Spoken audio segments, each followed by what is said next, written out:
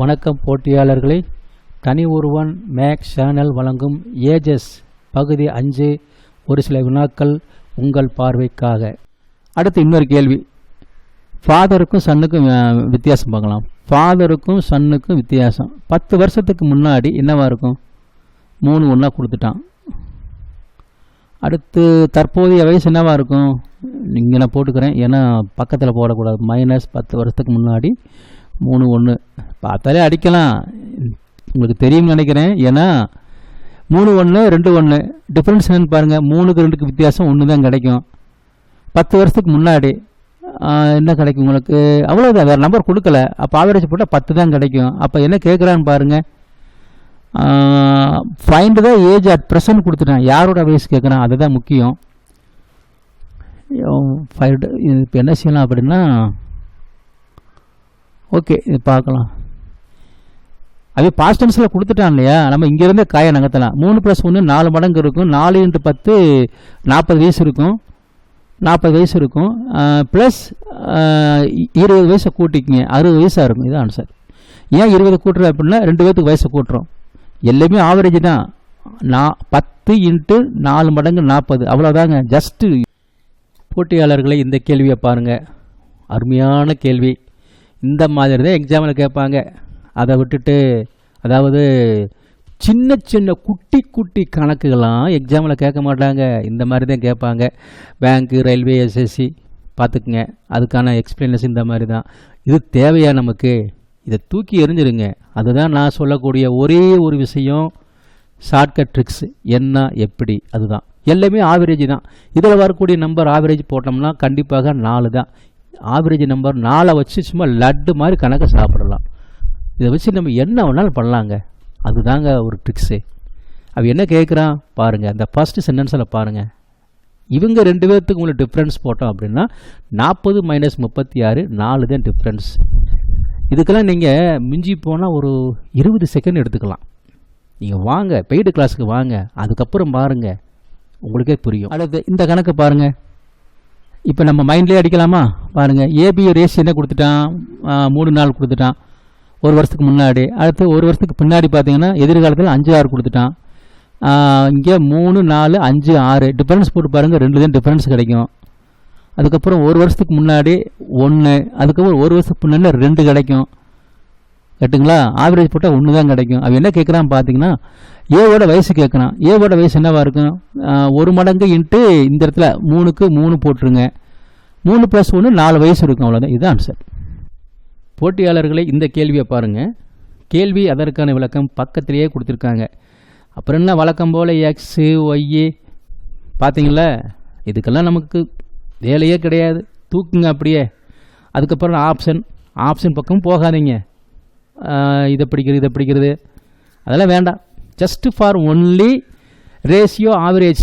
So இதில் average பார்த்தீங்கன்னா என்ன வரும் அப்படின்னா, கண்டிப்பாக 4 என்பது தான் ஆவரேஜ். நான் அதான் சொல்லிகிட்ருக்கேன். ஒவ்வொரு கணக்குலையும் பார்த்துக்கிட்டே வாங்க. இதில் ஆவரேஜ் 4 வரும். எப்படி வரும், எங்கே வரும் அப்படின்னா, அதுதான் எங்கள் கிளாஸுக்கு வாங்க, அது எப்படிங்கிறது சொல்லித்தர்றேன். இதெல்லாம் பார்த்த உடனே நீங்கள் ஒரு 15 செகண்ட் நீங்கள் ஆன்சர் சொல்ல முடியும். கேள்வி என்ன? பியோட வயசு என்ன? 20, அவ்வளோதான். லட்டு மாதிரி தூக்கலாம். ஓகே, சரி, ஓகே. பி மட்டுமா? உங்களுக்கு ஏவோட வயசு பார்க்கணுமா? 16, சியோட வயசு 32. என்ன வேணாலும் பண்ணிக்கலாங்க, புரிஞ்சுக்கிட்டா சரி. இந்த கேள்வியில் 2 நண்பர்கள், நான் ஏபின்னு எடுத்துக்கிறேன். அவங்களுடைய ரேஷியோ கொடுத்துருக்காங்க. ஏபி 2 3. 6 வருடத்திற்கு முன்பு -6 ரேஷியோ 1 3 கொடுத்துட்டாங்க. அடுத்து என்ன கேட்குறாங்க? 4 வருடத்திற்கு பிறகு வயசு என்னன்னு கேட்குறாங்க, ரேஷியோவில் கேட்குறாங்க. பார்க்கலாம். பார்த்தீங்கன்னா கிராஸ் மல்டிப்ளையும் பண்ணலாம். 2 6 3, ஆவரேஜ் போட்டால் 3 கிடைக்கும். ஸோ 6 என்பது difference of the number. Okay. அதுக்கப்புறம் பார்த்தீங்கன்னா 3 - 1 2 மடங்கு. பி நபர் 2 மடங்கு வித்தியாசம் வயசில் இருப்பார். எல்லாம் வித்தியாசம் தான். இப்போ போட்டோம்னா 4 என்பது ஆவரேஜ் நம்பர். அடுத்து பாருங்கள். இப்போ நம்ம 4 வருடத்திற்கு பிறகு வயசை கண்டுபிடிக்கலாம். இந்த இடத்துல நல்லா யோசிங்க. நம்ம என்ன செய்யணும்னா இது தற்போதைய வயசு தானே, இதை நம்ம அப்ளை பண்ணுவோம். ஸோ இங்கேயும் அப்ளை பண்ணுவோம்.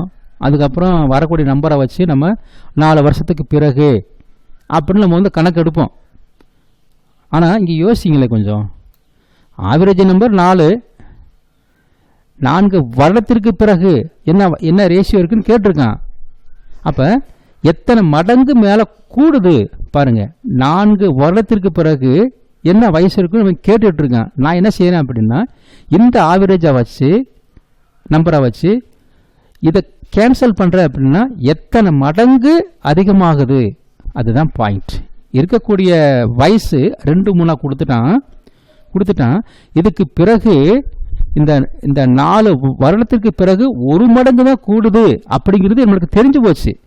அதனால இந்த இடத்துல 1 மடங்கு தான் கூடும் அப்படின்னா நான் என்ன செய்ய போகிறேன் அப்படின்னா 2 + 1 3, 3 + 1 4, ஆன்சரே முடிஞ்சு போச்சு. அவ்வளோதான். இந்த 3 4 எப்படி மாறுதுன்னா 1 மடங்கு தான் கூடுது. நம்ம இங்கேயே எடுத்துட்டோம். இதுதான் பெஸ்ட் மெத்தேடு. ஏன்னா இதை விட்டுட்டு நம்ம என்ன செய்வோம் அப்படின்னா இந்த இடத்துல போய் 4 2 2 8 நாம 12 மறுபடியும் அதை கூட்டி போடணும் இல்லையா, அந்த வேலையே வேண்டாம். இது பெஸ்ட் மெத்தட். இதை ஃபாலோ பண்ணு. போட்டியாளர்களே, இந்த கேள்வியை பாருங்கள். கேள்வி அதற்கான விளக்கம் பக்கத்திலே கொடுத்துருக்காங்க. இதுக்கு வேலையெல்லாம் கிடையாது. உங்களுக்கு நாங்கள் எப்படி கோச்சிங் கொடுப்போம் அப்படின்னா கரெக்டாக இதுக்கு ஒரு 13 செகண்ட் தான் எடுப்பீங்க. இதற்கான ஆவரேஜ் 5 தான் வரும். அந்த ஆவரேஜ் எப்படி கண்டுபிடிக்கணும் வாங்க நாங்கள் சொல்லித்தர்றோம் பெய்டு கிளாஸில். அதுக்கப்புறம் என்ன, ராஜீவ் மற்றும் கங்காவோட வயசு என்னவா இருக்கும், இவங்க 2 பேர் வயசு என்னவா இருக்கும், 7 5 12, 12 5 60, 60 + 3 3 6, 66 வயசு இருக்கும். அவ்வளோதான். ஸோ நீங்கள் எவ்வளவு செகண்டில் அடிக்க முடியும் அப்படிங்கிறத பற்றி இந்த சென்டென்ஸ் தான் உங்களுக்கு பதில் சொல்லும். ஆமாங்க, மெயினாக ஆவரேஜை கண்டுபிடிச்சிட்டிங்கன்னா இதுக்கெல்லாம் வேலையே கிடையாது. அதே மாடலில் இன்னொரு கேள்வி பாருங்கள். தற்போதைய ஏபியுடைய ரேஷியோ கொடுத்துட்டான். ஏ மற்றும் பியோட ரேஷியோ கொடுத்துட்டாங்க 2 3. ஓகே, 6 வருஷத்துக்கு முன்னாடி ரேஷியோ 1:3 கொடுத்துட்டான். ஓகே, வழக்கம் போல் நம்ம ஆவரேஜ் கண்டுபிடிக்கலாம். அவன் என்ன கேள்வி கேட்குறான், 8 வருஷத்துக்கு பிறகு அவங்களோட ரேஷியோ கேட்குறான். பட் இதெல்லாம் ஈஸியாக கண்டுபிடிச்சிடலாம். ஏன்னா வந்து 2 6 3, 3க்கு 3 போட்டோம்னா 6. இந்த பக்கம் பாருங்கள், இங்கே தான் நம்ம பார்க்கணும். ஏன்னா 6 வருஷத்துக்கு முன்னாடி என்ன ரேஷியோ டிஃப்ரென்ஸ்னு பார்க்கணும். 3 - 1 2 மடங்கு டிஃப்ரென்ஸில் இருக்குது. அப்போ அடித்தோம்னா நம்மளுக்கு வந்து 4 தான் கிடைக்கும். அதெல்லாம் ஓகே தான். இப்போ ஆவரேஜ் நம்பர் 4 கிடச்சிருக்கு. அந்த வார்த்தையை கவனிச்சிங்களா, ஆவரேஜ் என்பது தராசு மாதிரி ஈக்குவலாக இருக்கும். ஓகே, 8 வருஷத்துக்கு பிறகு இவங்களுடைய தற்போதைய ரேஷியோ எவ்வளவு ரைஸ் ஆகிருக்கு, இன்க்ரீஸ் ஆகிருக்கு, அதை தான் பார்க்கணும். 8 வருஷத்துக்கு பிறகு ஆவரேஜை வச்சு தான் கணக்கு போட போகிறேன். 8 வருஷத்துக்கு பிறகு என்னவா மாறி இருக்கும். 4 என்பது ஆவரேஜ் நம்பர். ஸோ எத்தனை மடங்கு ஜம்ப் ஆகிருக்கு, அப்போ 2 மடங்கு ஜம்ப் ஆகிருக்கு.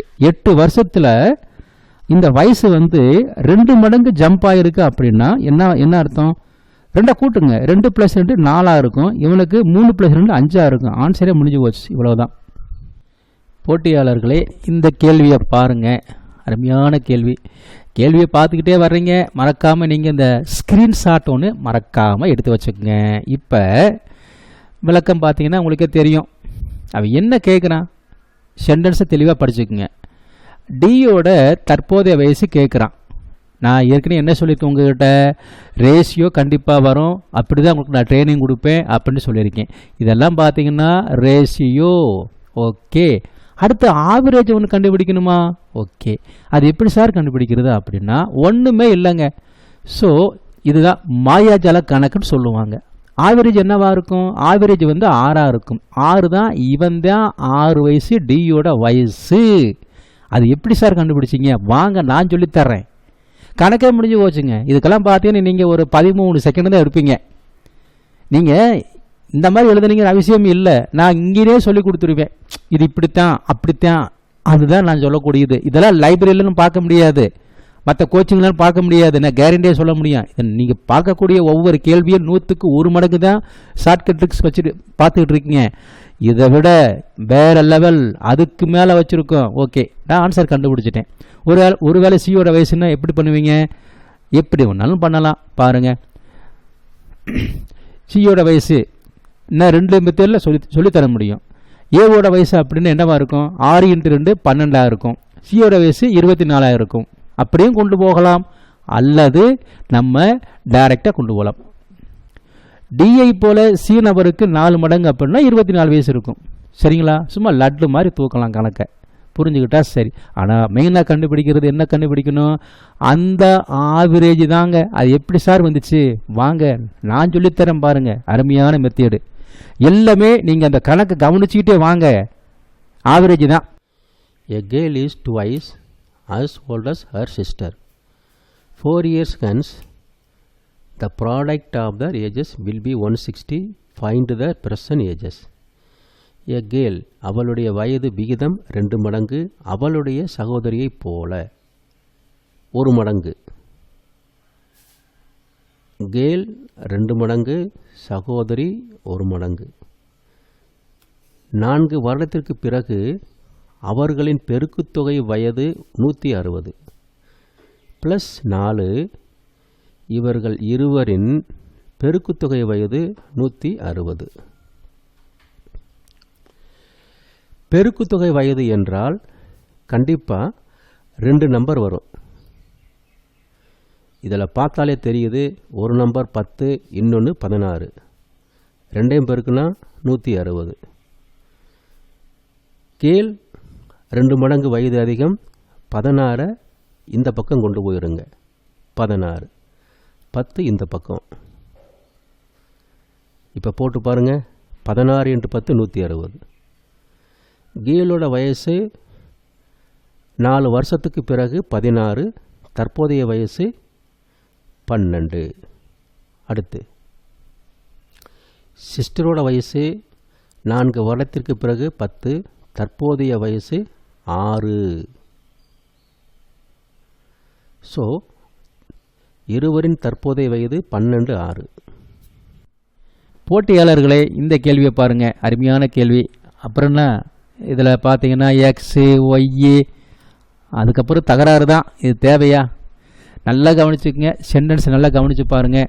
அவன் என்ன கேட்குறான்? சியோட வயசு கேட்குறான். அதானே, சியோட வயசு கண்டுபிடிக்கணும்னா எல்லாமே அந்த ஆவரேஜ் பேசிக்கில் தான் நான் கண்டுபிடிப்பேன். ஏற்கனவே சொல்லியிருக்கேன், எல்லா கணக்கும் அப்படி தாங்க என்னால் நிரூபிக்க முடியும். நீங்கள் இதுக்கு பார்த்தீங்கன்னா இப்படி தான் ஆன்சர் செய்வீங்க. சியோட வயசு கண்டுபிடிச்சாச்சு, அவ்வளவுதான். கண்டிப்பாக நிச்சயமாக நிரூபிக்க முடியும். சியோட வயசு 16 தான். நான் உங்களுக்கு தனியாக பிரித்து கொடுத்துருக்கேன், லட்டு மாதிரி பிரித்து கொடுத்துருக்கேன். ஆனால் இவங்க என்ன பண்ணியிருக்காங்க? சியோட வயசை கண்டுபிடிப்பதற்கு இந்தளவுக்கு சுற்றி அடித்து ஏன் சுற்றுறீங்க?